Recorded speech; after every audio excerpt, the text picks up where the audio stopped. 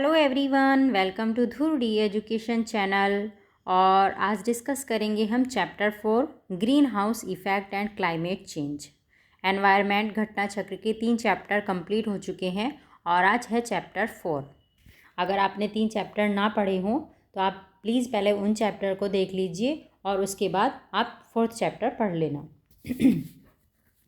चलिए तो शुरू करते हैं आज की क्लास। और अगर वीडियो आपको अच्छी लग रही हो या कोई भी बेनिफिट मिलता हो वीडियो से आपको तो प्लीज़ फीडबैक ज़रूर दें, वीडियो को लाइक ज़रूर करें और जो एजुकेशनल ग्रुप हैं आपके तो उनमें वीडियो को ज़रूर शेयर करें। चलिए शुरू करते हैं। Green house effect. Solar energy reach the earth in the form of electromagnetic wave. Solar energy अर्थ पे पहुंचती है इलेक्ट्रोमैग्नेटिक वेव के रूप में। As the sun is very hot, the energy is emitted in high energy, short wavelengths and penetrate the earth atmosphere। और ये atmosphere को क्या करती हैं? पेनिट्रेट करती हैं ये शॉर्ट वेवलेंथ। सोलर एनर्जी और सोलर रेडिएशन इंक्लूड, कौन कौन सी एनर्जी या रेडिएशन इसमें इंक्लूड होती है? सोलर एनर्जी में अल्ट्रावायलेट रेज होती हैं, विजिबल रेडिएशन होती है और इंफ्रारेड रेडिएशन होती हैं। On these harmful ultraviolet rays are absorbed by the ozone layer. ये जो हार्मफुल अल्ट्रावायलेट रेज होती है इनको ओजोन लेयर एब्जॉर्ब कर लेती है। While visible and infrared radiation reach the earth as thermal radiation. ठीक है, ये अर्थ पे कैसे पहुंचती है? एज ए थर्मल रेडिएशन के रूप में। ये ग्रीन हाउस इफेक्ट का फिगर है और बता रहे हैं सन से आने वाली जो रेज हैं ये सोलर रेडिएशन दिखा रहे हैं इसके अंदर। ठीक है, तो सन से आने वाली रेज जो है ये अर्थ पे आती हैं और ये क्या है? Reflected solar radiation. ये यहाँ आई हैं अर्थ से और अर्थ के एटमॉस्फेयर से में आके वापस से फिर रिफ्लेक्टेड होके वापस चली गई हैं। फिर ये है आउटगोइंग इंफ्रारेड रेडिएशन, इसमें दिखा रखा है जो बाहर जाने वाली इंफ्रारेड रेडिएशन है। और infrared radiation absorbed by green house gas, ये हैं जो ग्रीन हाउस गैस जो है जिन इंफ्रारेड रेडिएशन को एब्जॉर्ब कर लेती है। ये मतलब एटमॉस्फेयर से बाहर नहीं निकल पाती हैं और फिर क्या करती हैं? ये अर्थ की टेम्परेचर को इंक्रीज़ कर देती है, जिससे ग्रीन हाउस इफेक्ट, जिससे क्या होता है? अर्थ का टेम्परेचर इंक्रीज़ हो जाता है।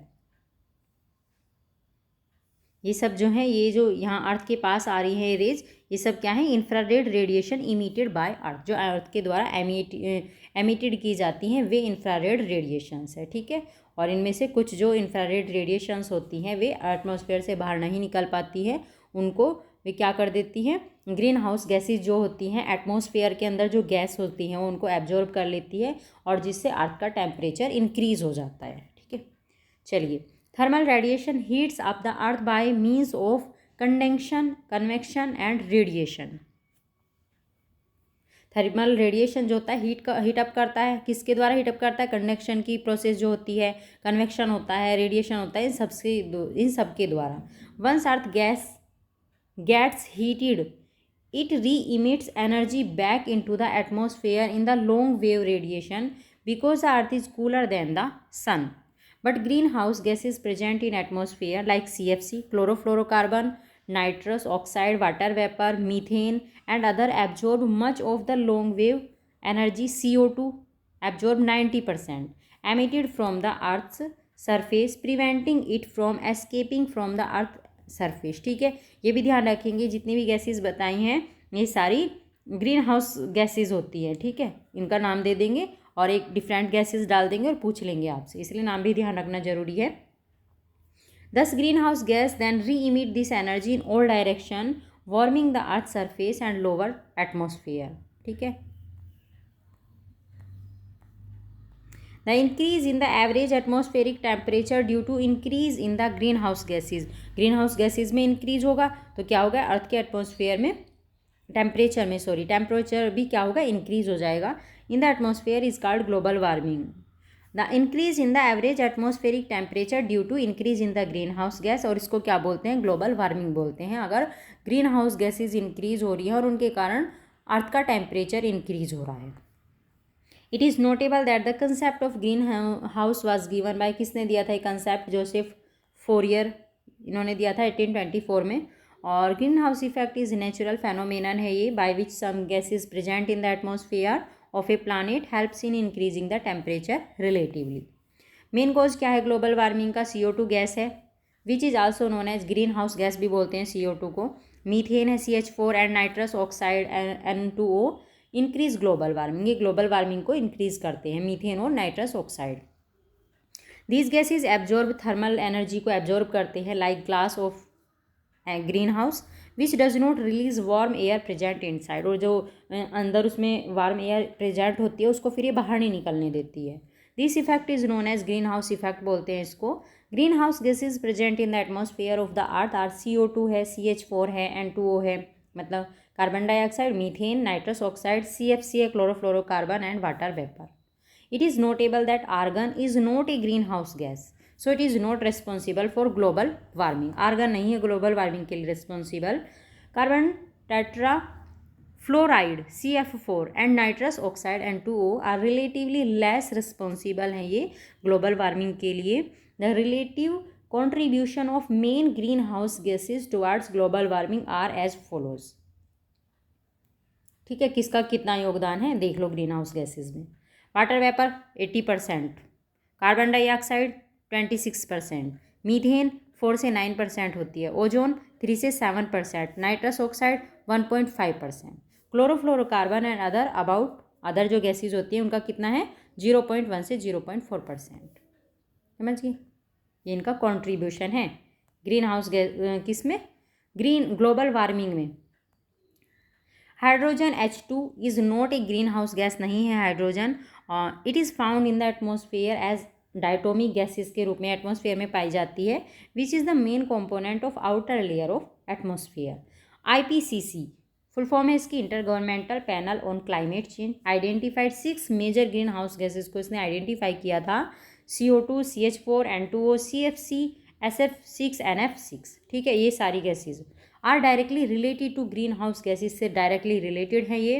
While N2O nitrogen oxide, carbon dioxide, non methane volatile organic compound NMVOC and SO2 sulfur dioxide are indirectly related to green house gases. ठीक है, ये गैसेज का नेम बताएं तो डायरेक्टली रिलेटेड है ग्रीन हाउस गैसेज से, लेकिन जो N2 नाइट्रोजन ऑक्साइड है, CO2 है और SO2 है, ये जो है ये क्या है, ये इनडायरेक्टली रिलेटेड है ग्रीन हाउस गैसेज से। ठीक है, cause of green house gases effect increase in concentration of CO2 from 1959 to 2001। इन्होंने बता दिया है 1959 से और 2001 तक CO2 में कितना इंक्रीज हो गया, ये ग्राफ इसमें दिखाया जा रहा है। ठीक है, इसके अंदर बता रहे हैं कितना बढ़िया है उसका, ग्रीन हाउस गैस में CO2 की मात्रा कितनी बढ़ गई है। CO2 is must for life on the earth, जरूरी तो है CO2।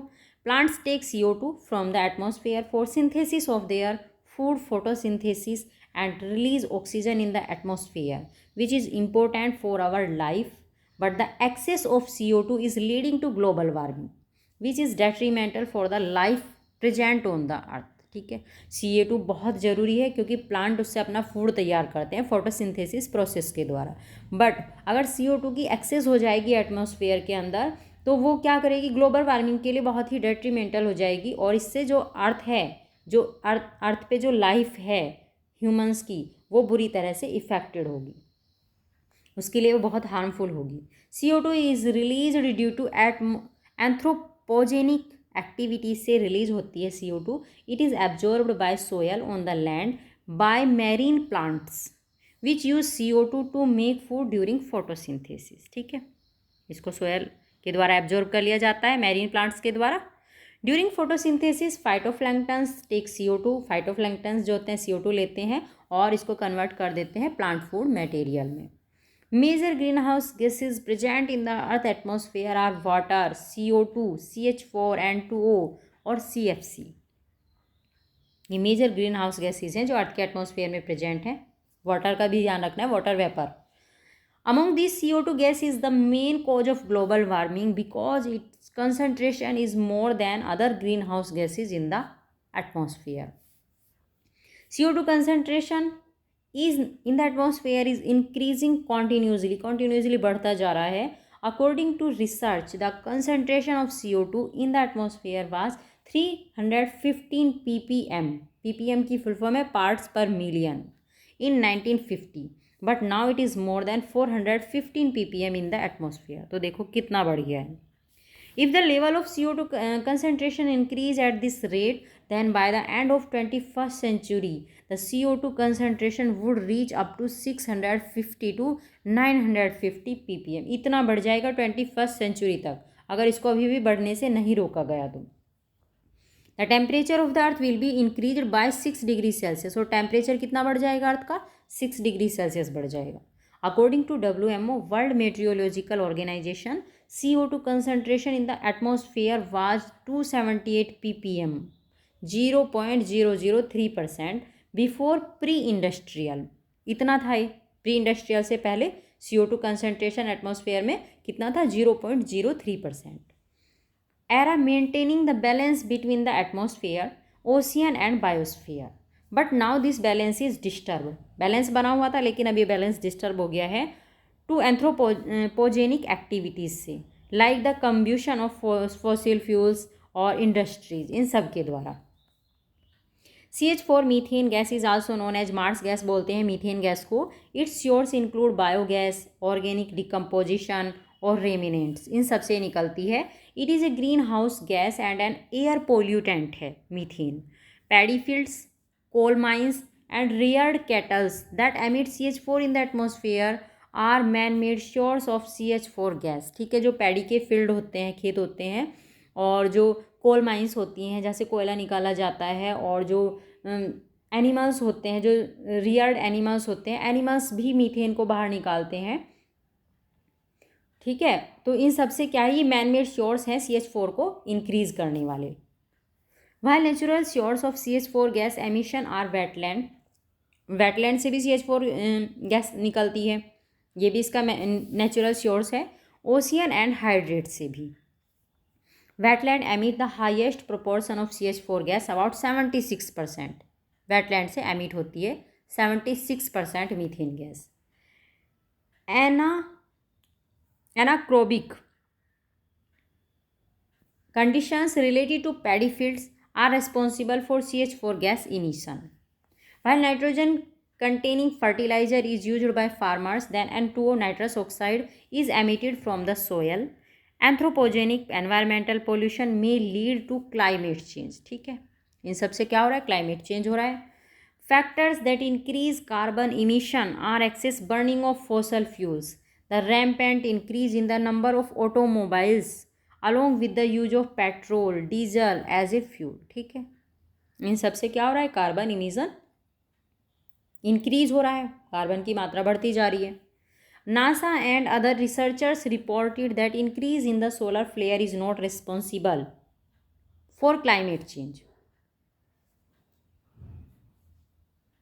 Halocarbons, refrigerators, foam blowing agents, CFC, HCFC, halons ETC are factor responsible for ozone layer depletion. इन्होंने कहा कि ये जो सारे फैक्टर हैं, हेलोकार्बन हुआ, रेफ्रिजरेंट्स हुए, और फॉर्म ब्लोइंग एजेंट हुए, CFC, HCFC, ये सब क्या हैं? ये ओजोन लेयर के डेप्लीशन के लिए रिस्पॉन्सिबल हैं. These gases constituents of green house gases. Green house gases are directly responsible for climate change के लिए डायरेक्टली रिस्पॉन्सिबल हैं greenhouse gases, and some greenhouse gases are responsible for ozone layer depletion. ठीक है, इससे ozone layer पे भी बुरा असर पड़ रहा है, उसका भी डेप्लीशन होता जा रहा है. इफेक्ट क्या है ग्रीन हाउस गैसेज के? Effect of global warming may be seen as melting of polar ice cap. जो आइस कैप है, पोलर मतलब ग्लेशियर हैं, वे बड़े बड़े ग्लेशियर भी क्या हो रहे हैं? ग्लोबल वार्मिंग की वजह से मेल्ट हो रहे हैं. Increase in temperature over so many years is resulting in a rise of sea level. Temperature increase हो रहा है, इससे क्या हो रहा है? सी लेवल इंक्रीज हो रहा है, क्योंकि ग्लेशियर्स मेल्ट हो रहे हैं. And submerging of many coastal regions. Many European countries have lost many coastal regions. बहुत सारे यूरोपियन कंट्रियों के तो कोस्टल रीजन्स लॉस्ट हो गए हैं.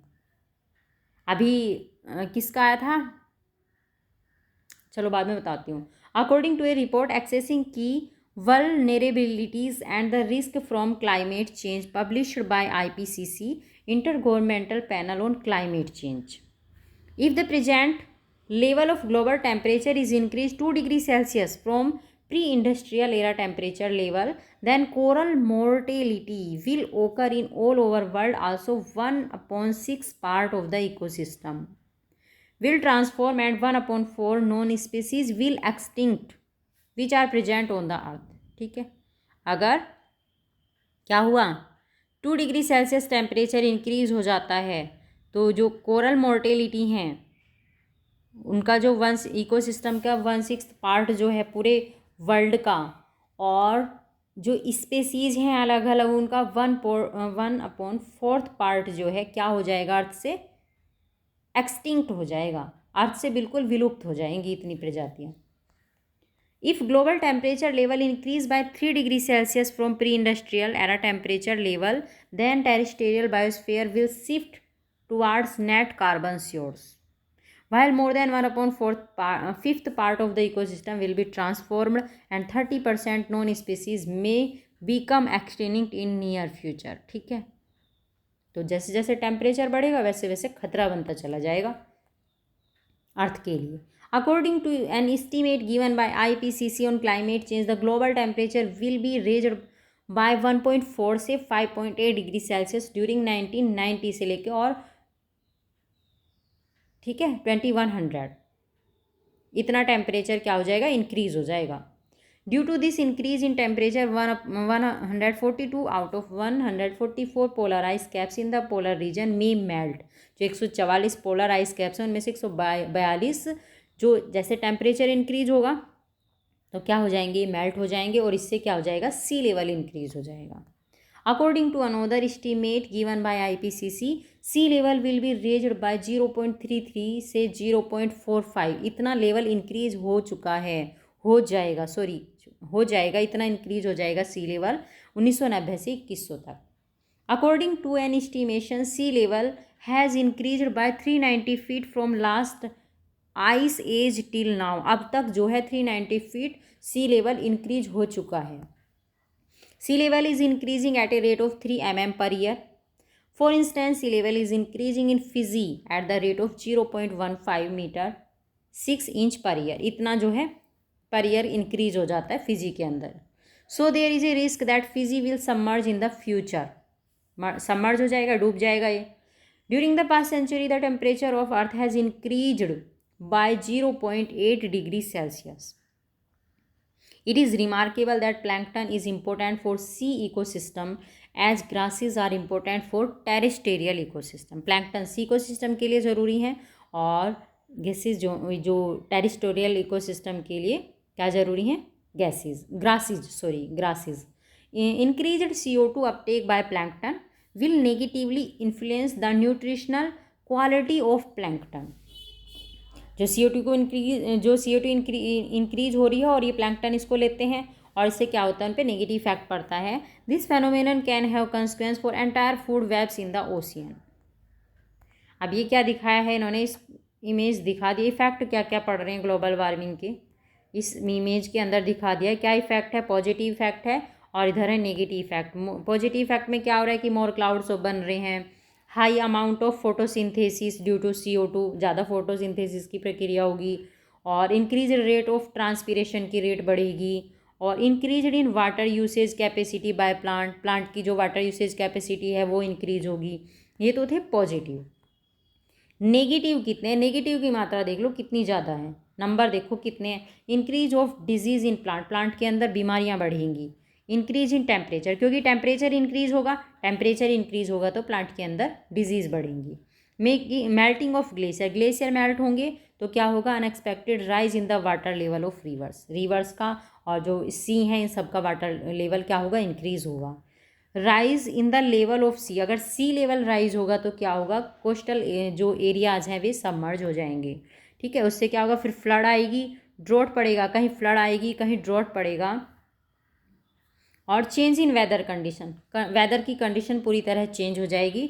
गर्मियों में वो क्या होगा, कभी सर्दियाँ पूरी तरह, कभी हो सकता है कि सर्दियाँ ख़त्म भी हो जाए और हो सकता है सर्दियों के मौसम में ज़्यादा बारिश हो रही है, बारिश के मौसम में बिल्कुल बारिश नहीं हो रही है, कहीं फ्लड आ रहा है, जहाँ फ्लड नहीं आती थी वहाँ फ्लड आ रही है। मतलब बिल्कुल पूरी तरह से क्लाइमेट चेंज हो जाएगा। ह्यूज इकोनॉमिक लॉस, बहुत इकोनॉमिक लॉस होगा इसकी वजह से फिर। और चेंज इन, ये क्या था, ये समझ में नहीं आ रहा है, एक सेकेंड, क्या चेंज हो जाएगा भाई?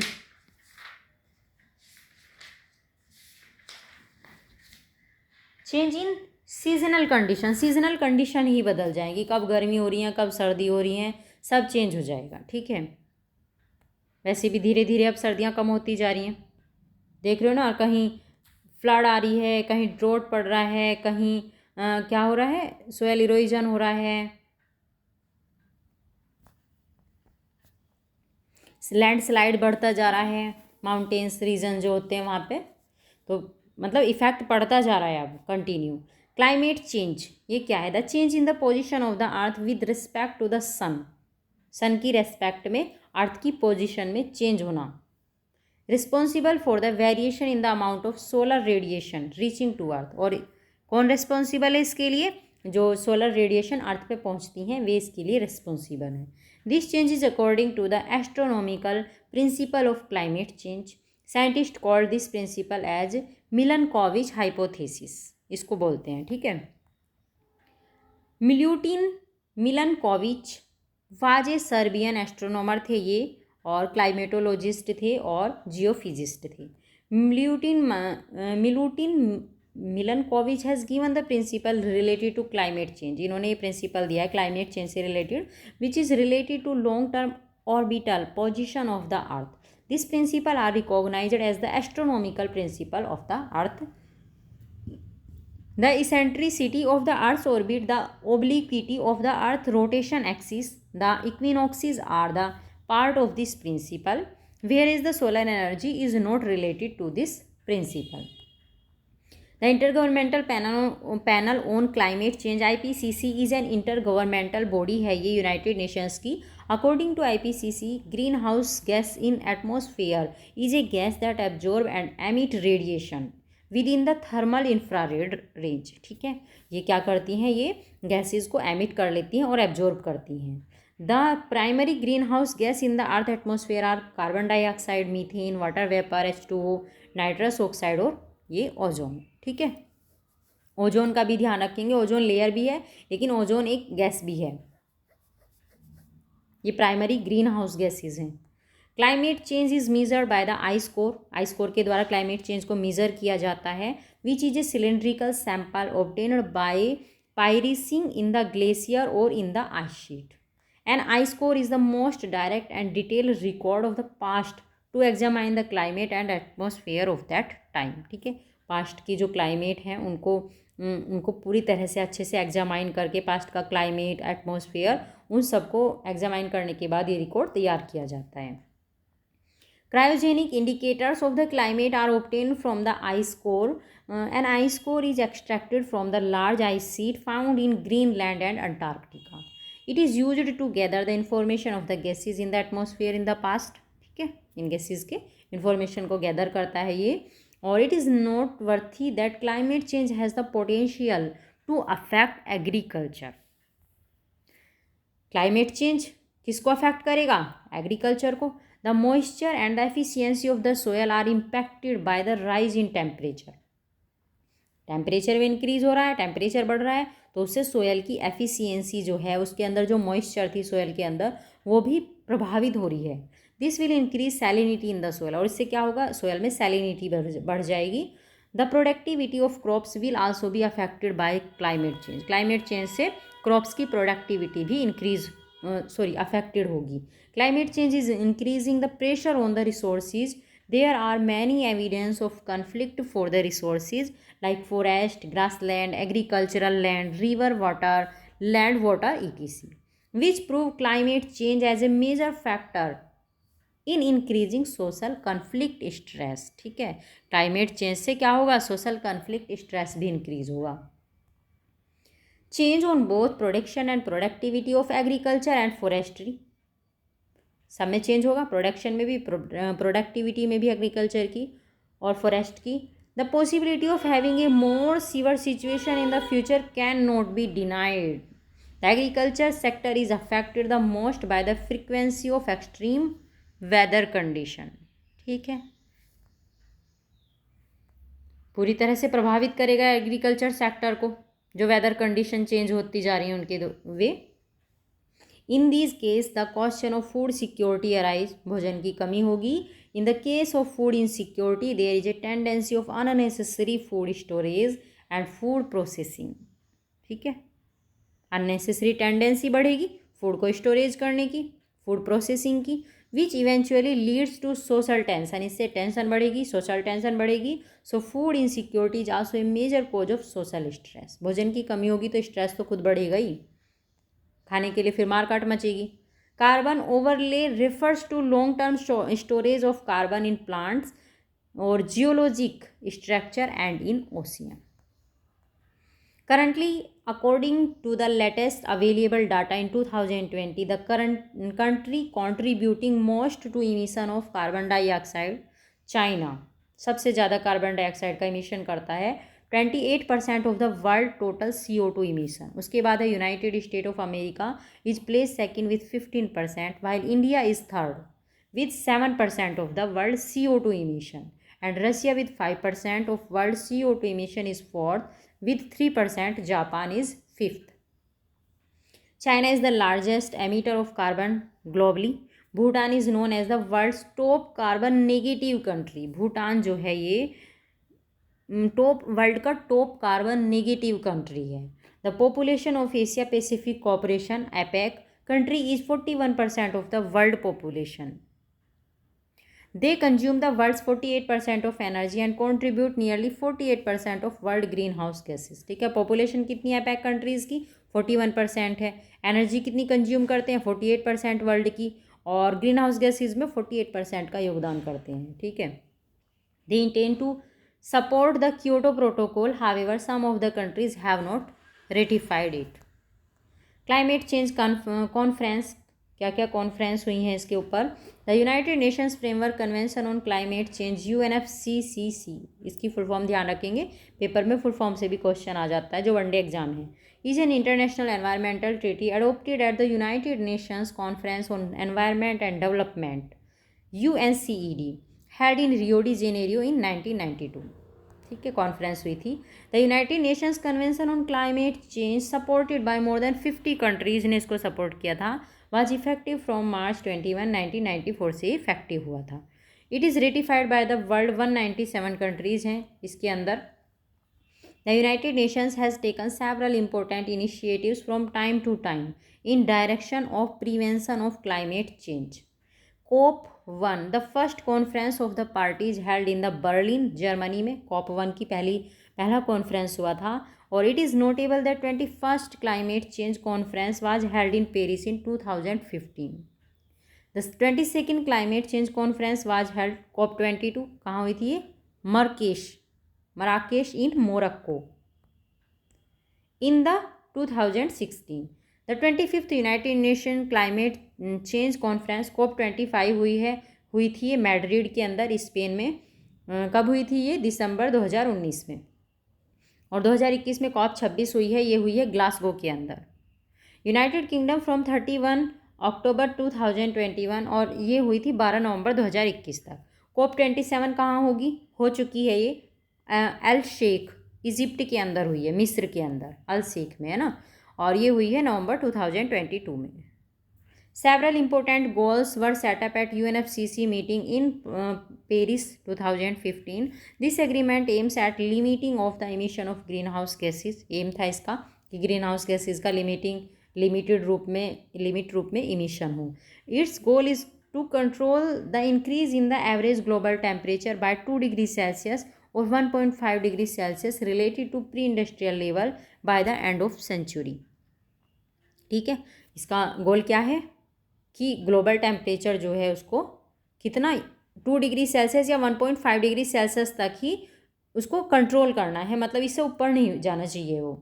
The important aspect of the conference was that the developed countries accepted their responsibility in reducing global warming, as well as with the help of developed countries, it committed to deposit $100 billion by the year 2020 for climate fund. This agreement is effective from 1 November 2016 से effective हुआ था और this agreement has been sign by 195 countries ने इस पर sign कर दिए हैं। United Nations climate change conference 2010 COP16 हुआ था, इसको क्या बोलते हैं, कैनकुन, और Mexico from 29 November to 10 December 2010, ठीक है, ये यहाँ हुआ था। और एक green climate fund GCF provision was made in the Cancun conference में इसका प्रोविज़न आया था, under which the developed nation will provide $100 billion per year by 2020 so that the developing nations can overcome to the challenge of climate change, ठीक है, जिससे कि जो developing Nations हैं वे क्लाइमेट चेंज की जो उनके सामने चैलेंज आ रहे हैं उनसे वे बाहर निकल सकें। The green Climate Fund is a fund under the framework of UNFCCC and its establishment was aimed at helping developing countries in adaptation and mitigation practice to the counter climate change. This fund is governed by GCF board के द्वारा fund govern होता है और there are 24 members on this board, ठीक है, 24 members हैं और ये है Kyoto protocol and clean development action plan, इसको देख लेंगे, ठीक है। Earth hour is a world wide movement organized by the world wide fund for nature, ठीक है, ये world wide fund for nature WWF के द्वारा चलाया गया था ये movement earth hour to create awareness about climate change and the need to save earth, ठीक है, क्यों चलाया गया था ये, ताकि क्लाइमेट चेंज के बारे में लोग अवेयर हो सकें और ठीक है लोगों को पता चल सके। Participants around the world of this programme every year on last Saturday of March turn off the power for 1 hour from 8:30 PM to 9:30 PM, ठीक है, इसमें हर साल मार्च का जो लास्ट सैटरडे होता है उसमें 1 घंटे के लिए पावर को ऑफ करना है 8:30 से 9:30 बजे तक, PM की बात हो रही है ना, PM। In 2021 earth hour was celebrated on March 27 and in 2022 it is schedule to be celebrated on 26 March, ठीक है, डेट तो क्योंकि फिक्स नहीं होती है क्योंकि सैटरडे कोई सी भी डेट को पढ़, ठीक है, डेट तो फिक्स नहीं है इसकी अर्थ आवर की, लेकिन ये मार्च के लास्ट सैटरडे को सेलिब्रेट किया जाता है हर साल।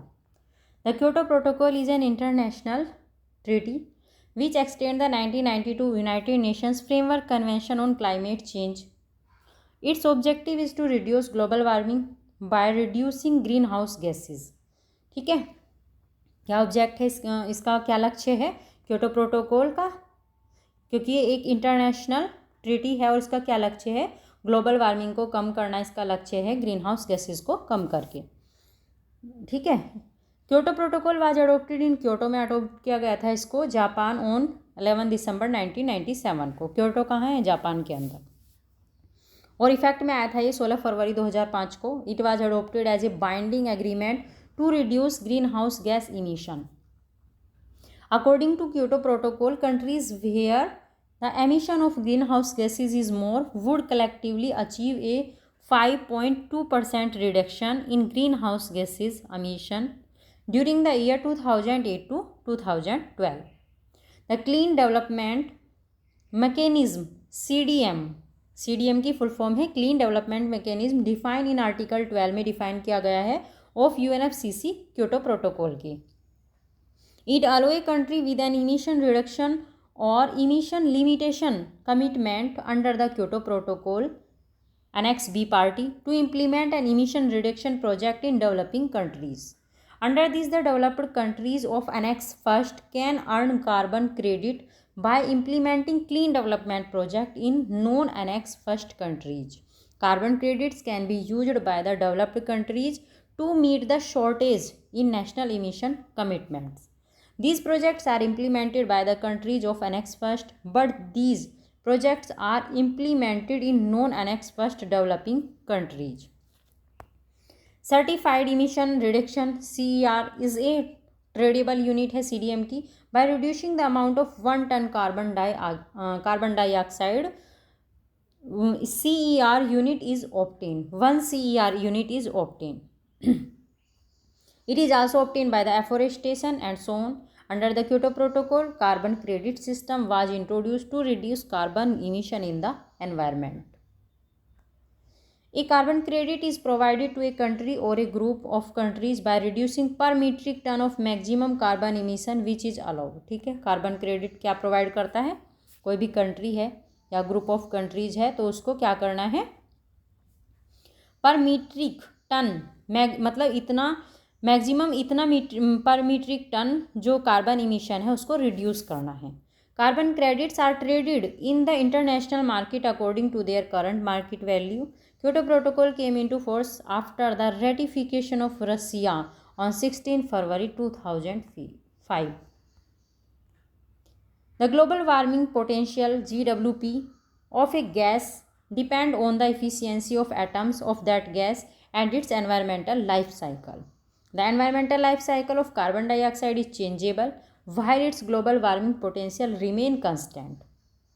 जो एनवायरमेंटल लाइफ साइकिल है कार्बन डाइऑक्साइड का वो तो कैसा है, चेंजेबल है, लेकिन जो ग्लोबल वार्मिंग पोटेंशियल है वो कैसी रहती है, कांस्टेंट रहती है. The global warming potential of methane was observed 72 in the last 20 years. Therefore, methane is more dangerous and effective as a greenhouse gas than CO2. CO2 से भी ज़्यादा खतरनाक है methane. CDM Clean Development Mechanism is a system for controlling the greenhouse gas emission for the reduction in global warming. CDM came under the Kyoto Protocol में आया था. ठीक है. Afforestation, carbon sink and minimization of carbon types of the project came under the CDM में ही आए थे. ये भी afforestation करना है, carbon sink करना है. It is helpful in reducing the global warming. Developed countries are earning carbon credits by investing in the carbon emission reduction project in developing countries. ठीक है, डेवलप्ड कंट्रीज़ क्या कर रही हैं, डेवलपिंग जो कंट्रीज़ हैं उनके अंदर कार्बन इमिशन रिडक्शन जो प्रोजेक्ट हैं वे चला रही हैं, मतलब उसके लिए इन्वेस्ट कर रही हैं. Carbon trading is being encouraged internationally for the control of CO2 emission and to reduce global warming. Clean development mechanism CDM is the name of a market driven device under the UNFCCC United Nations framework convention on climate change that allow developing countries to get funds or initiatives from the developed countries to adopt better technology that reduce greenhouse gas emission. Carbon tax is levied on these energy resources which release CO2. ठीक है, जो CO2 release करेंगे तो उन पे क्या लगेगी, जो एनर्जी रिसोर्स CO2 रिलीज़ करेंगे उन पे कार्बन टैक्स लगेगा. It is an example of pollution tax का एग्जाम्पल है. Countries like Sweden, Finland, Netherlands and Norway has already levied a carbon tax. New Zealand is imposing carbon tax to help in the reduction of global warming. ठीक है, New Zealand ने भी impose कर दिया है. In February 2018, Singapore government has announced that it will be imposing a carbon tax to reduce its greenhouse gas emission from the year 2019. All facilities in all business areas producing 25,000 tons or more greenhouse gas emissions per year will be subjected to a carbon tax. The greenhouse gas protocol was developed by WRI के द्वारा develop किया गया था, world resources institute and world business council on sustainable development.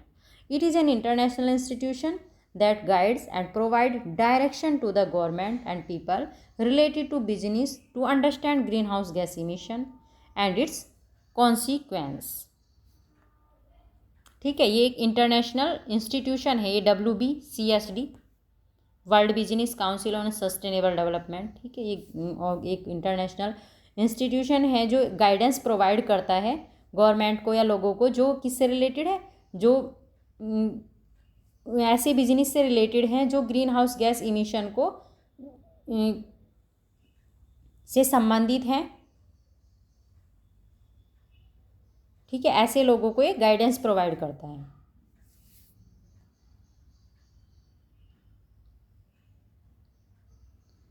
जो मतलब जो लोग हैं वे ग्रीन हाउस गैसेस के इमिशन को, उसके प्रभाव को क्या होने वाले हैं उन सबको समझते हैं, या जो गवर्नमेंट ऐसा समझती है उन सबको ये गाइडेंस प्रोवाइड करते हैं. It is developed guidelines to measure quantity and control green house gas emission.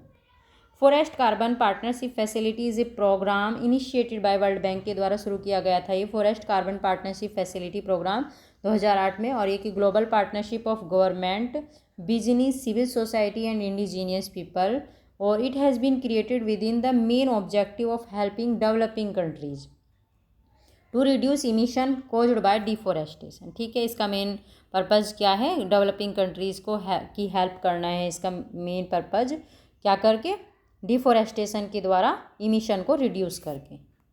This facility provide financial and technical assistance to developing countries को ये फाइनेंशियल और टेक्निकल असिस्टेंट प्रोवाइड करती हैं, और but this facility does not provide financial support to universities, individuals and institution. इनको नहीं ये financial support provide करता है।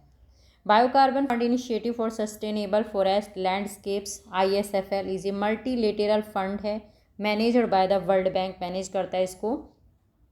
Funding its maximum from Norway up to $135 million, followed by the UK up to $120 million and America $25 million. It promotes reducing greenhouse gas emission from the land sector.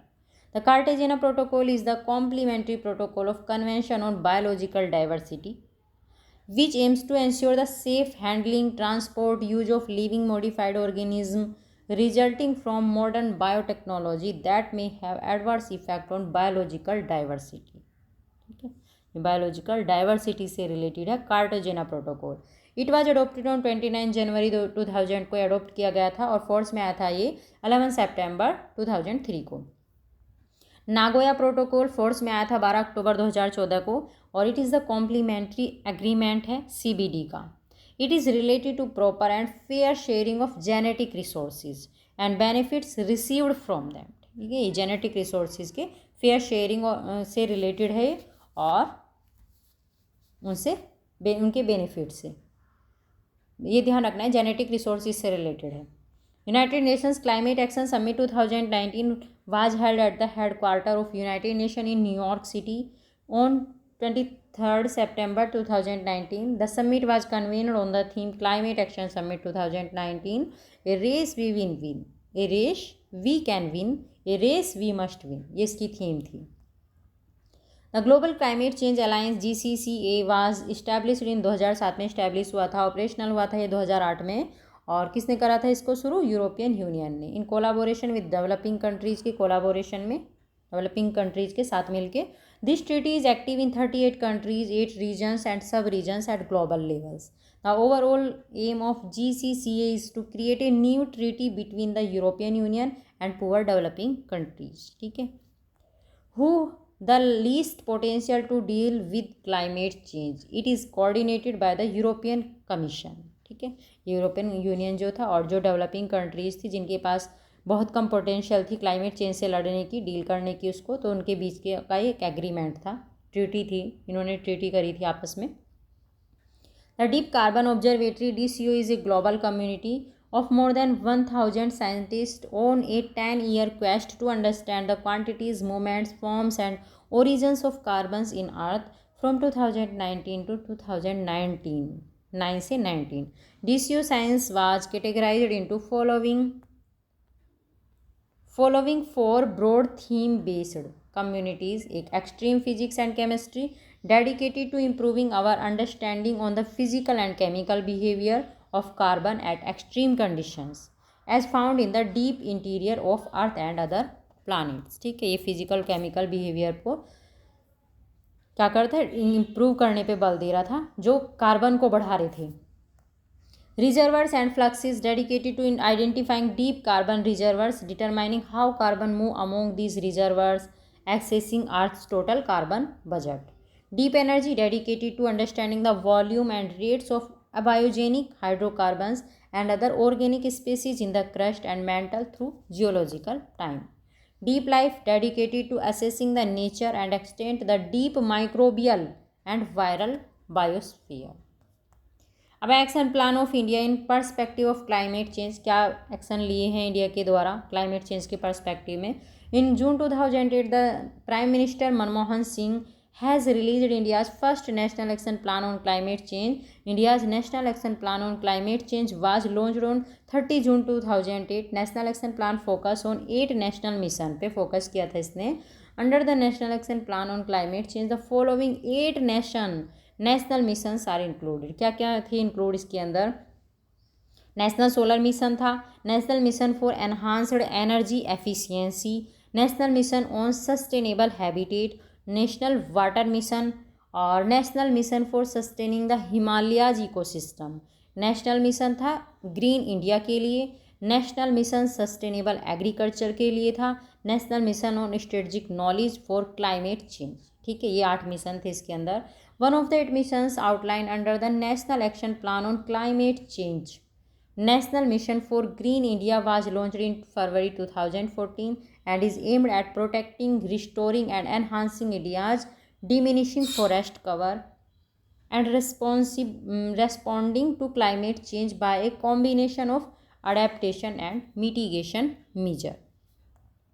In the second meeting of National Executive Council NEC of the National Green India Mission in October 2015 में हुई थी इसकी second meeting, और the annual plan for these possible schemes and operations proposed by the 4 states Mizoram, Manipur, Kerala and Jharkhand were approved. ठीक है,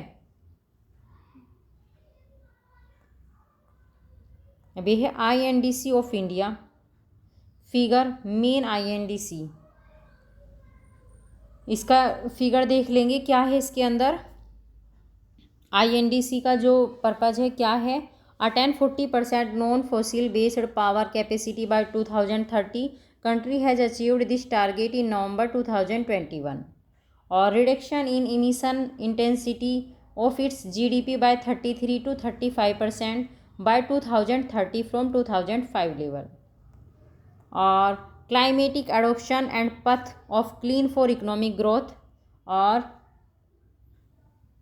create an additional carbon sink of 2.5 to 3 billion tons of CO through additional forest and tree cover by 2030 तक.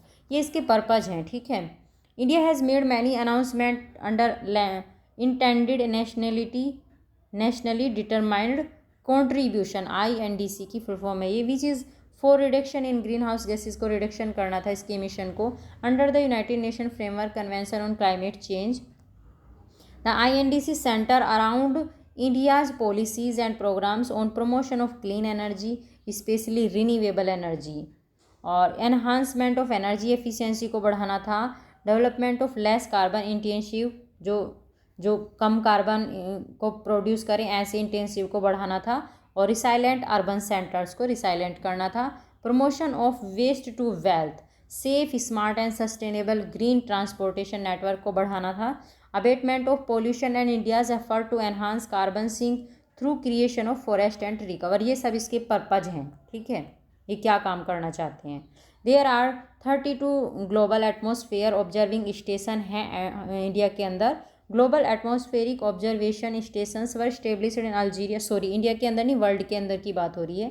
Algeria, Brazil, Kenya, but in India it has yet to be established. It is notable that in May 2011, for reducing greenhouse gas emission with the help of UNDP, the State Climate Change Center has been established in Jharkhand. ठीक है, झारखंड में UNDP की help से state climate change centre को establish किया गया है. It provide consultation to the state government on climate change. Then main function क्या है इसके?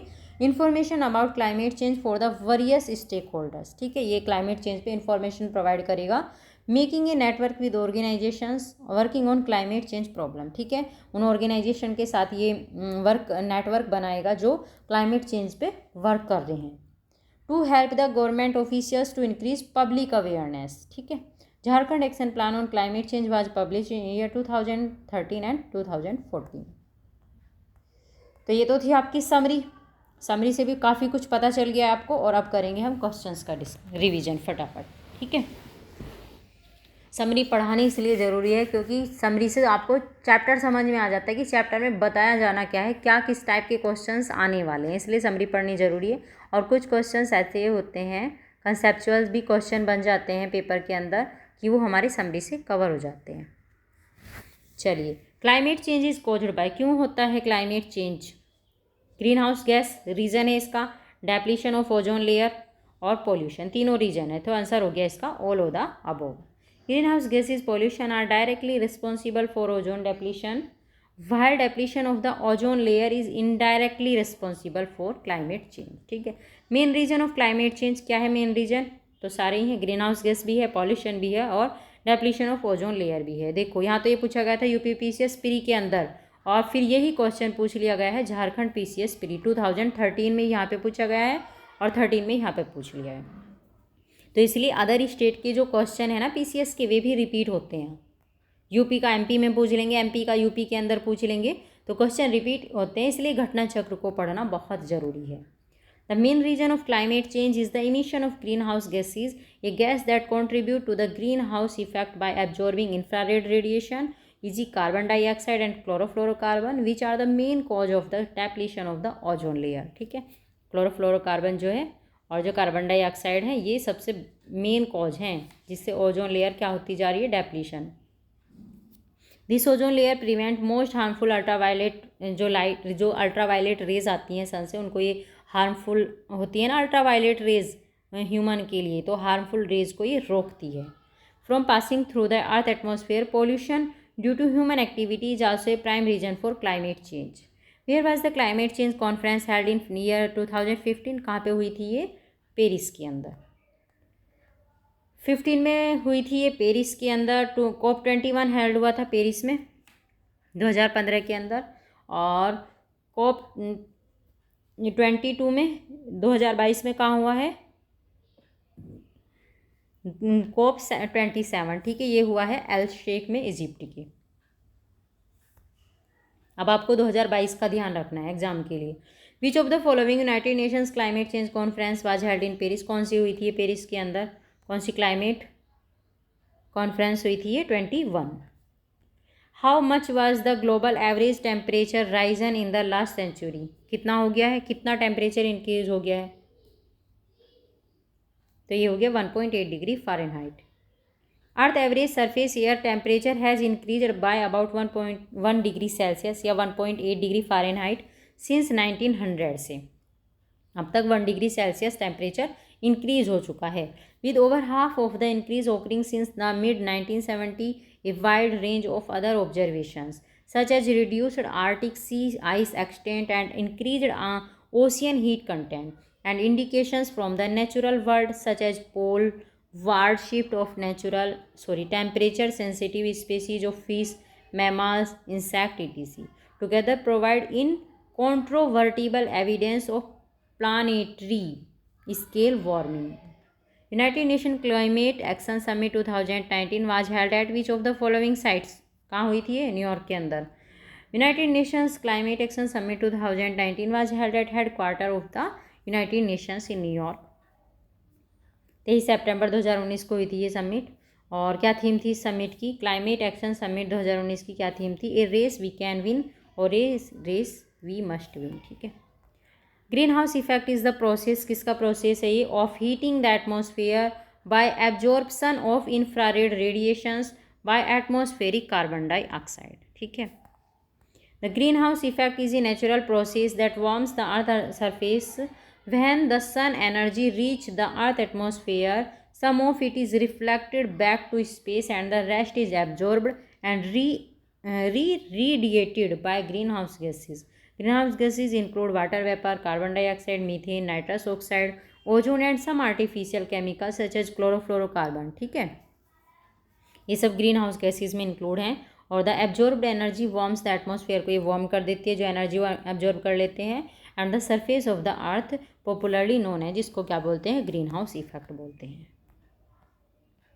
What is the green house effect? क्या है ये? Increase in global temperature. ठीक है, ग्रीन हाउस इफेक्ट मीन्स क्या मतलब है इसका? इंक्रीज इन एटमॉस्फेरिक टेम्परेचर जब इंक्रीज हो जाता है due to the concentration of green house gases at the atmosphere, तो इसको हम क्या बोलते हैं? ग्रीन हाउस इफेक्ट बोलते हैं। What is the green house effect? क्या है? Green increase in temperature of the earth due to the concentration of gases in atmosphere. अब देखो यही क्वेश्चन यहाँ उत्तराखंड पीसीएस में पूछा था और यही क्वेश्चन रिपीट हो गया है कहाँ? एमपीपीसीएस के अंदर। और यही क्वेश्चन पूछ रखा है यूपीपीसीएस प्री के अंदर, ठीक है, तो इसलिए क्वेश्चन बार बार रिपीट होते हैं। The concept of green house gases was postulated, किसके द्वारा पोस्टुलेट किया गया था? जोसेफ फोरियर के द्वारा। कब? 1824 में। Which one of the following atmospheric change take place due to the green house effect? क्या एटमॉस्फेरिक चेंज आता है? Increase in CO2 concentration in atmosphere, और increase in humidity in atmosphere, increase in biological population, या increase in wind speed? क्या होता है? Detail में देखते हैं। Green house gas present in the earth environment behave like a cover from which the short wave radiation coming from the sun can flow but the long wave radiation returning from the earth can not over pass it. Short जो wave radiation होता है वो तो क्या होता है, सन से उसका तो फ्लो बना रहता है, लेकिन जो लॉन्ग वेव रेडिएशन होती हैं वे जो अर्थ से वापस वे नहीं जा पाती हैं। As a result of that atmospheric temperature of the earth increase, इससे क्या होता है? टेम्परेचर इंक्रीज हो जाता है अर्थ सरफेस का। The process is known as green house effect. An increase in the concentration of carbon dioxide in the atmosphere has a positive effect on the green house effect, but the evidence of any meaningful increase in the concentration of carbon dioxide has not been found due to greenhouse effect. So option A is incorrect. Water vapor is a major greenhouse gas and it also plays a vital role in greenhouse effect, but it gets affected by the intensity of the greenhouse effect. The process of evaporation increase due to intense atmospheric heat of greenhouse effect, which increase the amount of humidity in the air. So option B is correct. Greenhouse effect, which increase the heat and humidity in the atmosphere, can also increase the number of organisms as heat and moisture have a positive effect on reproduction or fertility. Although this statement is correct, it cannot be the answer because it is not an atmospheric change. Greenhouse effect has an effect on temperature and pressure. Green house effect का असर पड़ता है temperature पे और pressure पे भी। Increasing temperature increase pressure and increase the mobility of the air. So it will be the correct answer in context of the question in this way. Option B and D क्या है? दोनों correct हैं। अब देखते हैं B और D है क्या। ये है एक तो इससे क्या होता है, अगर ग्रीन हाउस इफेक्ट जो है उसकी वजह से क्या होता है एटमॉस्फेयर में, क्या चेंज होता है? एक तो ह्यूमिडिटी बढ़ती है एटमॉस्फेयर के अंदर, और एक क्या होता है? विंड स्पीड बढ़ती है ना। आंसर डी है ना। हाँ, एक क्या होता है? इंक्रीज इन विंड स्पीड भी इंक्रीज होती है। Kyoto protocol is related to, किससे रिलेटेड है ये? क्लाइमेट चेंज से रिलेटेड है। Kyoto protocol is an international agreement है, ये लिंक्ड टू द किससे? UNCCC, इस वाले ऑर्गेनाइजेशन से लिंक्ड है, और which commit its party by setting internationally binding emission reduction targets. Kyoto protocol is related to, किससे है? क्लाइमेट चेंज से रिलेटेड है। Consider the following statement. Kyoto protocol came into force 2005 में फोर्स में आया था क्योटो प्रोटोकॉल, और Kyoto protocol deals primarily with depletion of the ozone layer से रिलेटेड है ये। और methane is a green house gas is more harmful than carbon dioxide. Third भी सही है, फर्स्ट भी सही है, और ये सेकेंड रॉन्ग है क्योंकि ये क्लाइमेट चेंज से रिलेटेड है। तो आंसर हो गया इसका 1 और 3। The Kyoto Protocol was adopted in Kyoto on 11 December 1997 and entered into force on 16 फरवरी 2005. Hence statement 1 is correct. The Kyoto Protocol is an international agreement है, UNCC के साथ linked है ये, और statement 2 is incorrect. The global warming potential of a gas depend on the efficiency of the atom of that gas and it is environmental life cycle. The environmental life cycle of carbon dioxide is changeable. While its global warming potential remain constant, the global warming potential of methane was observed 72 in the last 20 years. Therefore, methane is more dangerous and effective as a greenhouse than carbon dioxide. ठीक है, अब मैं यहाँ आपको ज़्यादा explain इसलिए नहीं कर रही हूँ क्योंकि मैं समरी में आपको एक्सप्लेन कर चुकी हूँ, इसलिए मैं यहाँ फटाफट आपको क्वेश्चंस का रिवीजन करा रही हूँ। विच of the following is not correctly match, इसमें से देख लेना कौन सा करेक्टली मैच नहीं है। तो आंसर हो गया इसका डी, क्योटो प्रोटोकॉल। ये सी वाटर से थोड़ी ना रिलेटेड है, क्लाइमेट चेंज से रिलेटेड है। कार्टेजिना प्रोटोकॉल बायोसेफ्टी पे बना था। Stockholm convention persistent organic pollutant, और मॉन्ट्रियल प्रोटोकॉल ओजोन लेयर से रिलेटेड है। ठीक है, क्योटो प्रोटोकॉल क्लाइमेट चेंज से रिलेटेड है। Green house effect is enhanced in the environment due to, क्यों क्यों एनहांस हो जाता है ग्रीन हाउस इफेक्ट एनवायरनमेंट में? कार्बन मोनोऑक्साइड के कारण, कार्बन डाइऑक्साइड के कारण, या ऑक्सीजन के कारण? तो किसके कारण होता है? CO2 के कारण। जब CO2 की ज़्यादा मात्रा बढ़ती है तो कार्बन हाउस इफेक्ट एनहांस हो जाता है एनवायरनमेंट में। आंसर इसका हो गया है B. Green house effect is the result of the absorption of infrared radiation by environmental gases. Main green house gas कौन कौन सी हैं? कार्बन डाइऑक्साइड है, मीथेन है, नाइट्रस ऑक्साइड है और क्लोरोफ्लोरोकार्बन है। The main component of green house gases, कौन सा है मेन कॉम्पोनेंट इसका? Carbon dioxide, methane, nitrous oxide, ozone, तो सारी ये मेन कॉम्पोनेंट हैं ग्रीन हाउस गैसेज की। तो आंसर हो गया इसका ई। Which among the following countries has announced to impose carbon tax from 2019 to cut its green house gas emission? तो कौन सा था ये? 2019 में कार्बन टैक्स लगाया था सिंगापुर ने। Government of Singapore in February 2018 declare that it will impose a carbon tax to reduce green house gas emission to as a part of its commitments under the Paris climate agreement. Next question, which one of the following gases is not a green house gas? इसमें से बताना कौन सी green house gas नहीं है। तो O2 oxygen green house gas नहीं है, बाकी कार्बन डाइऑक्साइड, मीथेन और नाइट्रस ऑक्साइड ये सब क्या है? ये ग्रीन हाउस गैसेज हैं। Green house gases in atmosphere in A gas that absorb and emit radiation within the thermal infrared range. This process is the fundamental cause of greenhouse effect. The primary greenhouse gases in Earth atmosphere are carbon dioxide, methane, nitrous oxide and ozone. Hence D is the correct answer. ठीक है, D क्या है? Correct answer है। अब आया विच of the following is not a green house gas? इसमें से बताना है कौन सा ग्रीन हाउस गैस नहीं है। तो ऑक्सीजन नहीं है, बाकी ग्रीन हाउस गैस है। Which is not green house gas? कौन सी नहीं है इसके अंदर green house gas? Methane, chlorofluorocarbon और N2O, नाइट्रस ऑक्साइड या सल्फर डाइऑक्साइड। कौन सी नहीं है? CFC, नो सॉरी, सारे के सारे हैं। क्लोरोफ्लोरोकार्बन तो है ही, इसका आंसर हो गया ई। तो ये सारी की सारी क्या है? ये ग्रीन हाउस गैसेज हैं।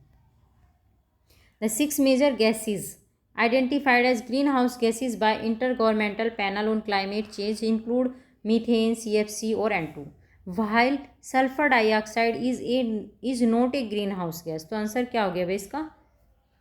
आंसर तो इन्होंने ई लगाया है।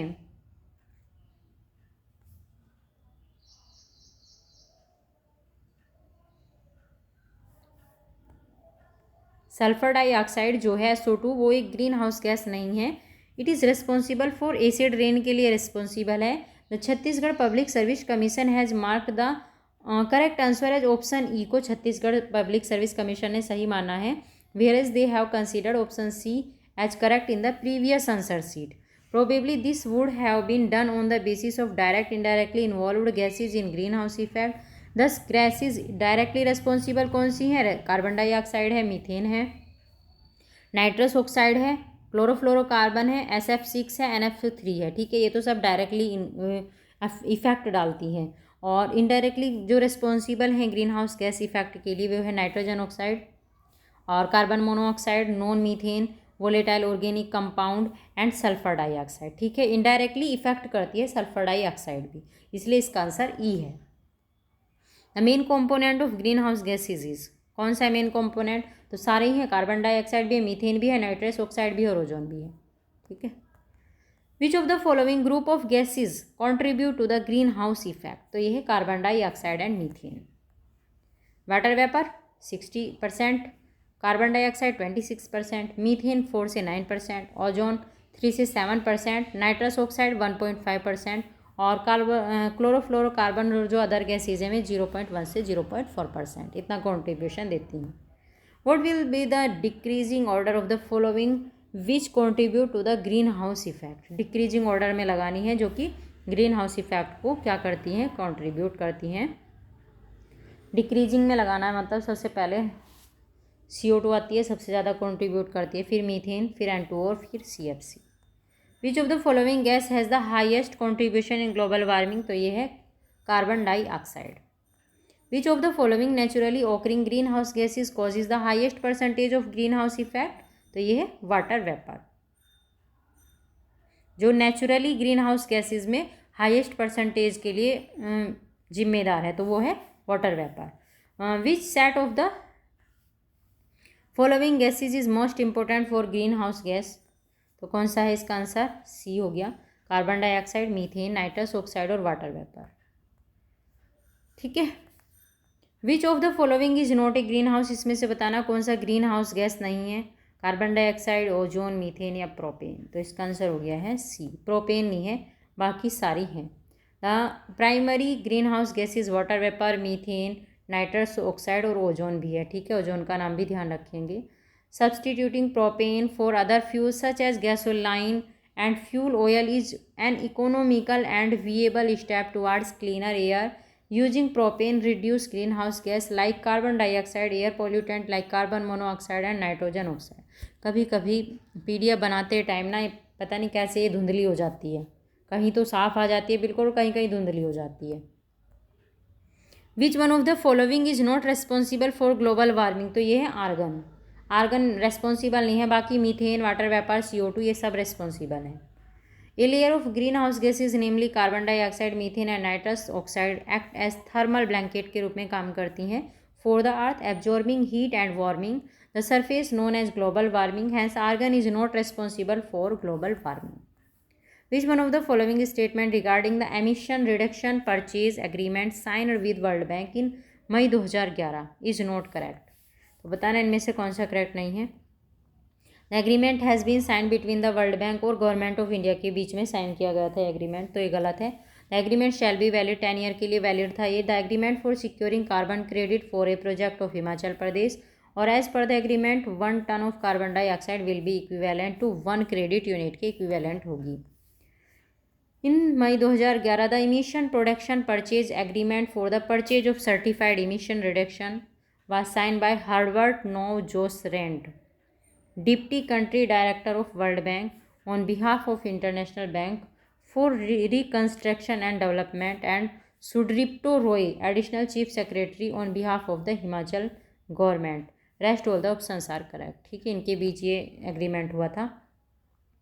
Which reference net zero goal for 2050, which of the following statement are correct, बताना है। जो नेट जीरो गोल 2050 है, इसके रेफरेंस में कौन सा स्टेटमेंट करेक्ट है, क्या मतलब है इसका?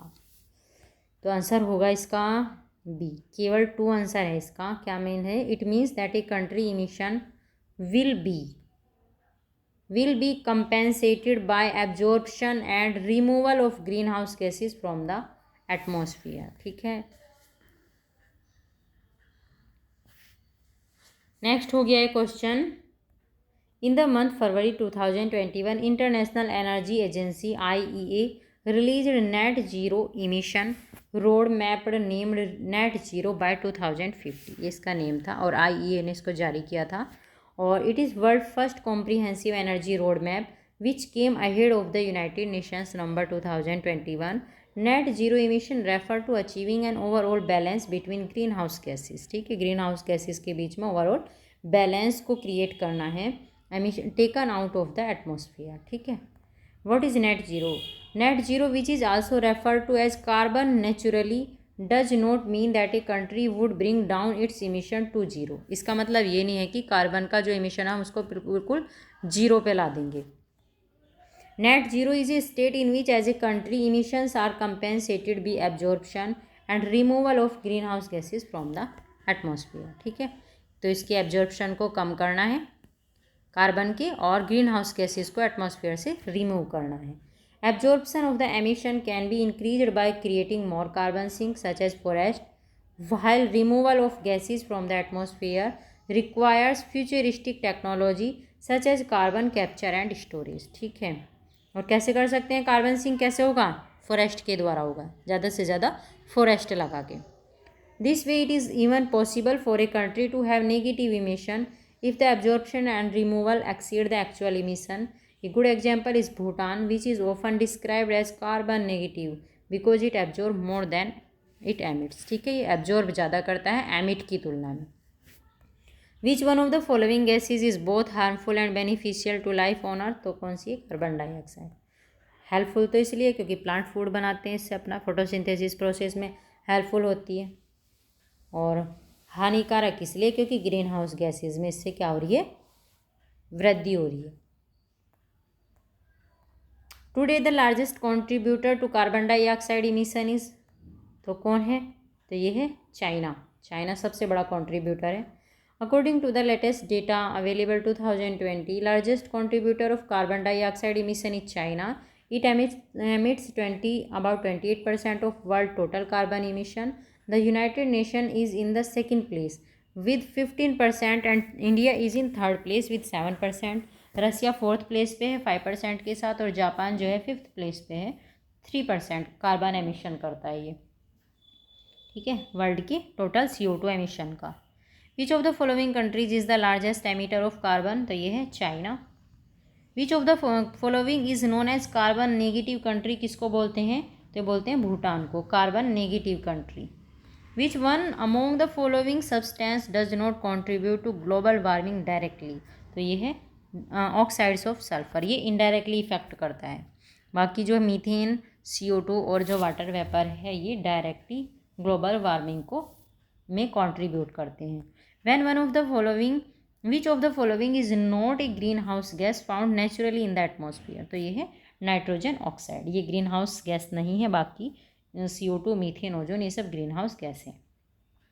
Green house gas has property of absorbing infrared radiation emitted from the earth's surface and re-radiating,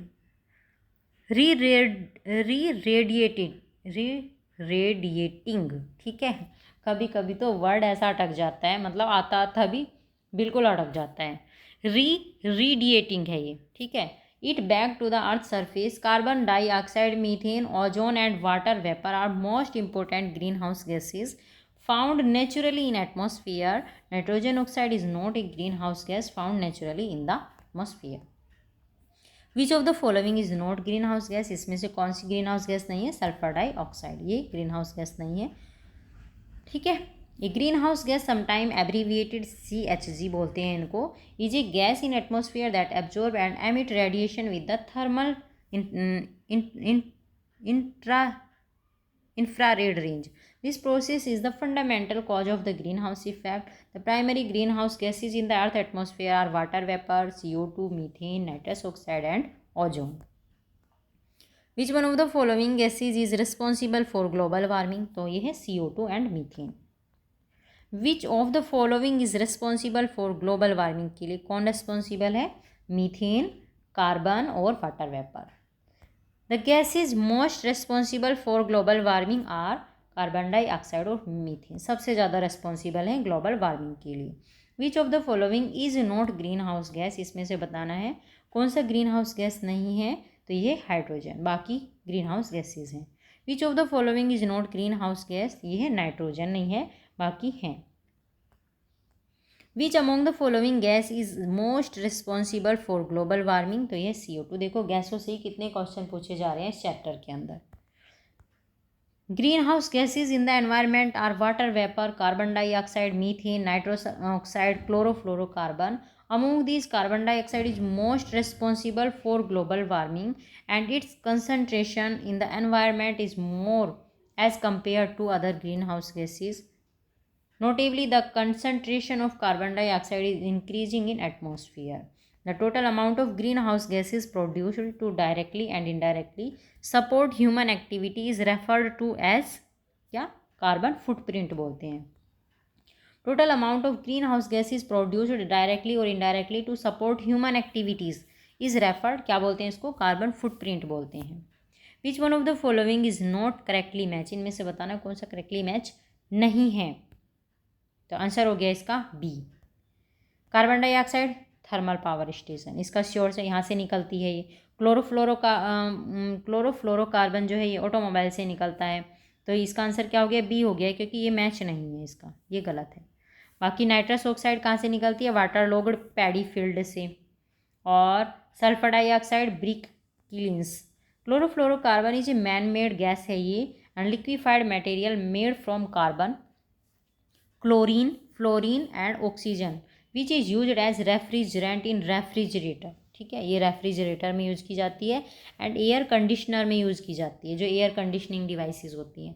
chlorofluorocarbon is an important factor of ozone depletion in the atmosphere. अगर ओजोन डेप्लीशन की बात करें तो सबसे बड़ा योगदान CFC देती है।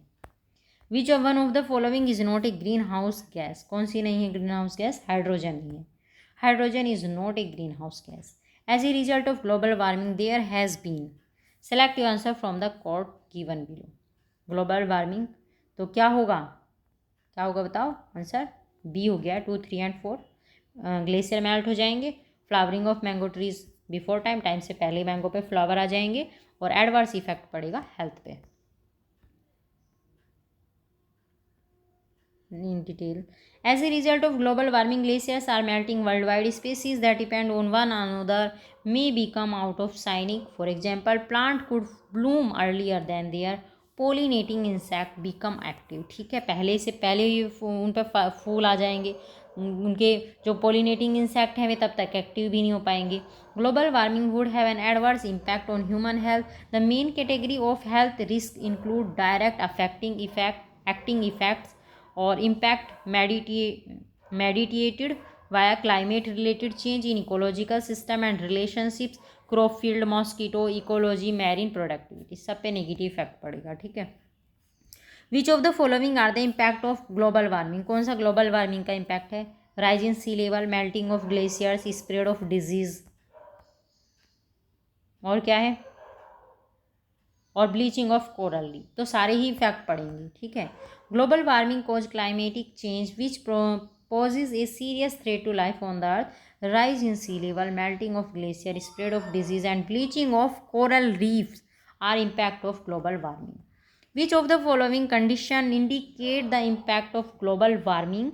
Select the correct answer from the code given below. इनमें से आंसर करेक्ट आंसर बताना है। तो ग्लेशियर का मेल्ट तो होगा, ग्लोबल वार्मिंग से सी लेवल भी इंक्रीज होगा, वेदर कंडीशन चेंज हो जाएंगी और ग्लोबल टेम्परेचर इंक्रीज हो जाएगा। तो सारे ही रीजन है इसके, सारे ही इम्पैक्ट हैं। All the formation about indicate the impact of global warming. The main gases responsible for global warming are water vapour, CO2, CH4 and CFC। Okay, I hope आपको सारे क्वेश्चन समझ में आ रहे होंगे, क्योंकि हमें यहाँ रिविजन करना है, अच्छे से रिविजन हो रहे होंगे आपके। Global warming is caused due to the emission of, तो ये होता है CO2 के इमिशन से ग्लोबल वार्मिंग बढ़ती है। Global warming is primarily problem of too much carbon dioxide in the atmosphere. This carbon overload is caused mainly when we burn fossil fuels like coal, oil, gas और cut down and burn forest. The presence of carbon dioxide in the atmosphere was 315 ppm parts per million in 1950. Currently, it has crossed 415 ppm.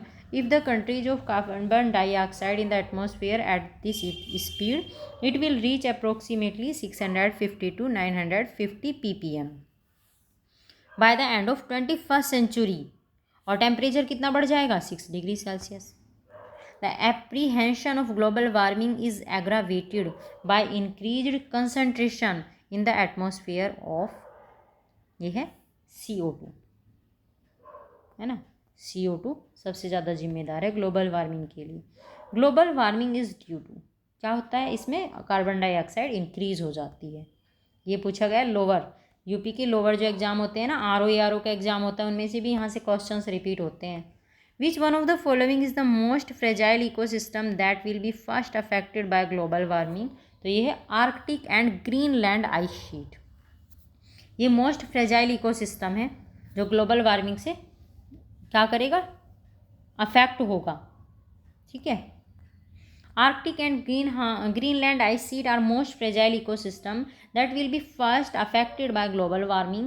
The melting of ice in this area will also affect the entire earth. The increasing amount of carbon dioxide in the air is slowly raising the temperature of the atmosphere because it absorb, क्या absorb करता है? ये infrared को, जो solar radiation का जो infrared part है ये उनको एब्जॉर्ब कर लेती हैं। The molecules of carbon dioxide in the atmosphere can absorb 90% of the infrared radiation received from sun in the form of solar energy. This ability to absorb and re-emit infrared energy is what makes carbon dioxide effective heat trapping greenhouse gas. In recent years, however, excess emission of carbon dioxide from human activities, mostly burning fossil fuels, have begun warm Earth climate at a problematic rate. Consider the following. Which of the following is a source of methane and a major greenhouse gas? तो कौन सा है, कहाँ से निकलती है methane? सबसे ज़्यादा राइस फील्ड से भी निकलती है ये, और कोल माइनिंग से भी निकलती है, डोमेस्टिक एनिमल्स से भी निकलती है, और वेटलैंड से। जब ये जुंगाली करते हैं ना तो ये मीथेन गैस छोड़ते हैं, ठीक है। तो आंसर हो गया इसका D. Rice field, coal mines and domestic animals are human source of methane emission in the atmosphere, while wetland and sea hydrates are natural source of methane emission. Maximum about 76% of the total methane emission from natural source is emitted through the wetland से सबसे ज़्यादा emission होता है methane का। The gas which is produced by paddy field, paddy field से कौन सी gas निकलती है जो ग्लोबल वार्मिंग के लिए जिम्मेदार है? तो ये है methane. The gas which is emitted in the paddy fields and increase the earth atmosphere temperature, तो ये कौन सी है? Methane. Methane is emitted from which of the following, तो कहाँ से निकलती है? पैडी फील्ड और टर्मिटरी only. Methane CH4 is emitted by natural sources such as wetland as well as human activities. Natural resources wetland are the largest source emitting CH4 from bacteria that decompose organic matters in that absence of oxygen. Smaller sources include termites, oceans, sediments, volcanoes and wildfires. ये smaller sources हैं, जैसे termite हो गया ना। और human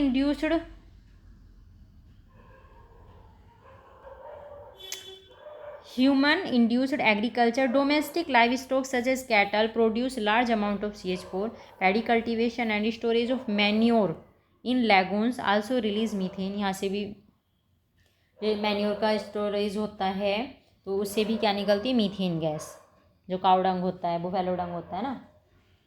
Globally, the agriculture sector is the primary source of CH4 emission. Industry methane is the primary component of natural gas. और waste from home and business, methane is generated from the decomposition of waste in landfills, ठीक है। घरों से जो waste निकलता है ना उससे भी मीथेन गैस बनती है। कंसिडर द फॉलोइंग, और बताना है which of the above are released into atmosphere due to the burning of crop biomass residue, तो ये है डी आंसर इसका, carbon monoxide, methane, ozone and sulphur dioxide, ठीक है। जब कोई बायोमास या क्रॉप जो होता है वो बर्न होता है तो ये सारी गैसेस रिलीज होती हैं एटमॉस्फेयर के अंदर। After harvesting left over crop residues are disposed for land clearing and pest control. The cheapest and easiest method to dispose these crop biomass residues is to burn it. However burning of these crops biomass residues release carbon monoxide, sulphur dioxide, methane, ozone like gases in atmosphere, ठीक है। सारी gases release होती हैं जब आप क्या करते हो? क्रॉप को बर्न करते हो। Which human activity is most affected by climate, तो ये है फार्मिंग। सबसे ज़्यादा फार्मिंग क्लाइमेट से अफेक्ट होती है। Agriculture is most affected by climate, सबसे ज़्यादा अफेक्ट हुआ है ये। चेंज इन क्लाइमेट में also impact the water availability and water needs for agriculture due to the increase in temperature, the humidity of soil and its productivity is affected. It also raise the salinity of soil and reduces productivity. Green house gas liberated by cud chewing animals is, तो ये है methane, ठीक है। जो curd chewing animals हैं वे methane gas छोड़ते हैं। Methane is also called marsh gas whose source is biogas, bacterial decomposition, cud chewing animals. This is a green house gas which pollutes the air. Consider the following statement regarding earth hour, earth hour के बारे में consider करना है statement को। क्या है earth hour? It is an initiative of UNEP और UNESCO का इनिशिएटिव है ये, और it is a moment which the participant switch off the light for 1 hour on a certain day every year. Yes, ये तो करेक्ट है ना। एक दिन हर साल में, एक साल के अंदर एक दिन लाइट क्या करनी है? ऑफ करनी है 1 आवर के लिए। It is a moment to raise awareness about climate change and the need to save the planning, ठीक है। एक तो क्लाइमेट चेंज के बारे में अवेयरनेस बढ़ाना है इसका इसका पर्पज, और एक प्लानिट को सेव करना है। तो कौन सा करेक्ट हो गया, इसका आंसर हो गया C. 2 and 3 earth hour is a world wide movement for the planet organised by the WWF के द्वारा चलाया गया ये मूवमेंट है। The event is held worldwide annually, encouraging the individuals, communities, household and business to turn off their non-essential light for 1 hour from 8:30 to 9:30 p.m. toward the end of March as a symbol of their commitment to the planet. It was famously started as a light-off event in Sydney, Australia in 2007. In 2022, it is scheduled to celebrate Earth Hour on March 26. ठीक है। Which reference to the New York Declaration on Forest, which of the following statement are correct? बताना है कौन सा statement correct है इसमें से New York declaration के बारे में। तो आंसर है ए आंसर है 1, 2 and 4। कहाँ हुई थी ये? It was endorsed at the United Nations climate summit in 2014 और it endorse a global time line to end the loss of forest और it is endorsed by government, big companies और indigenous communities, इन सब के द्वारा endorse की गई थी। ठीक है, तो आंसर हो गया इसका 1, 2 and 4। और ये रॉन्ग है, इट इज़ लीगली बाइंडिंग, ये लीगली बाइंडिंग नहीं है। ठीक है, और India was one of the signatories at its inception, तो ये भी रॉन्ग है, इंडिया इसका सिग्नेटरी नहीं है। The New York declaration on forest is a voluntary है, ये non legally binding political declaration which grew out of dialogue among governments, companies and civil society support by the United Nations secretary general's climate summit held in New York in 2014। For the first time world leaders endorse a global timeline to cut natural forest loss in half by 2020 and strive to end it by 2030. It also calls for restoring forest croplands of an area larger than India. Meeting these goals would cut between 4.5 to 8.8 billion tons of carbon pollution every year, about as much as the current emission of the United States. The declaration is currently endorsed by over 190 entities including more than 50 governments, ठीक है, और more than 50 of the world biggest companies and more than 50 influential civil society indigenous organizations. It is not endorsed by India. India के द्वारा endorse नहीं किया गया इसको। The United Nations Convention on Climate Change ratified by more than 50 countries became effective on, कब effective हुआ था ये हुआ था 21 मार्च को 1994 में। UNFCCC की बात हो रही है। ठीक है, was negotiated at earth summit पे नेगोशिएट हुआ था रियो डी जेनेरियो में और 3 से 14 जून 1992 को, और अब फोर्स में आया था 1994 में 21 मार्च को। ठीक है, currently it has been ratified by the 197 countries हैं एट प्रेजेंट में इसके अंदर। The place of India among 58 countries of the world as per 2017 climate change performance index published by the German watch is, तो ये कौन सी थी? 20वीं थी ये 2017 में जो इन्होंने रिपोर्ट पब्लिश करी थी, इससे रिलेटेड जो इंडेक्स पब्लिश किया था। इन 2017 India has placed 20th rank, sorry मैंने गलत बोल दिया है, इसमें इंडिया का प्लेस पूछा है। ठीक है, जो 2017 में जो इंडेक्स आया था इसमें इंडिया की क्या रैंक थी, तो ये कितनी थी? 20। ठीक है, इन 2017 India was placed at the 20th rank among the 58 countries में 20 रैंक थी इंडिया की on climate change performance index. The index was release by German watch ने ये इंडेक्स को रिलीज़ किया था, एन इंडिपेंडेंट जर्मन NGO, और India was ranked 14th and 11th in the year 2018 और 19, और at present India rank 10th था 2021 के अंदर, विच कवर द ईयर 2020, और 2022 में देख लेना। और ये वाला क्वेश्चन इंपॉर्टेंट है कि क्लाइमेट चेंज परफॉर्मेंस इंडेक्स को कौन रिलीज़ करता है, ध्यान रखना जर्मन वॉच रिलीज़ करता है, एग्जाम में पूछा हुआ क्वेश्चन है कई बार। What was India's first national action plan on climate change release कब हुआ था? इंडिया का पहला नेशनल एक्शन प्लान ये 2008 में रिलीज़ हुआ था। India release its first national action plan on climate change to mitigate and adapt to climate change on 30 June 2008।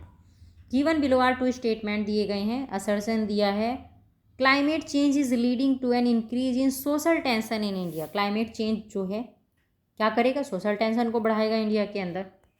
और रीज़न क्या है इसका? The frequency and intensity of the extreme weather events will have serious repercussion on food security। तो answer correct है, इसका answer हो गया है E। असर्शन भी करेक्ट है और रीज़न भी। Climate change is increasing the pressure on resources. There are many evidence available which prove that climate change has an adverse impact on both production and productivity of agriculture and forestry. Therefore, the possibility of a more complex situation in the future cannot be denied. The agriculture sector is most affected by extreme weather condition. ठीक है, agriculture sector सबसे ज़्यादा affected है। Which raise the question of food security, जिससे क्या होगा, food security का question raise होगा। In the case of food insecurity there is a tendency for control over unnecessary food storage. अगर इनसिक्योरिटी होगी फूड की तो क्या होगा, अननेसेसरी फूड को स्टोरेज किया जाएगा, which ultimately leads to social stress, इससे सोशल स्ट्रेस बढ़ेगा। Thus food insecurity is also a major factor of social stress. In this way, assertion and reason both are correct, and reason is also making the correct interpretation of the assertion. तो ये थे आपके questions, summary हो गया है, और जितने भी आपके शॉर्ट क्वेश्चंस थे उनका सबका रिवीजन हो गया है। कल क्वेश्चंस का रिवीजन करेंगे, हाई लेवल के क्वेश्चंस का, इसी टॉपिक से रिलेटेड होंगे। ये टॉपिक कंप्लीट हो जाएगा और इसके साथ में एक छोटा सा और चैप्टर है, उसको भी करा देंगे, ठीक है। तो आपका कल 4th चैप्टर भी कंप्लीट हो जाएगा। और अगर आपको क्लास अच्छी लगी हो तो प्लीज़ वीडियो को लाइक ज़रूर करें, और ज़्यादा से ज़्यादा जो एजुकेशनल ग्रुप है उनमें हमारे चैनल को शेयर करें। Thank you so much watching this video.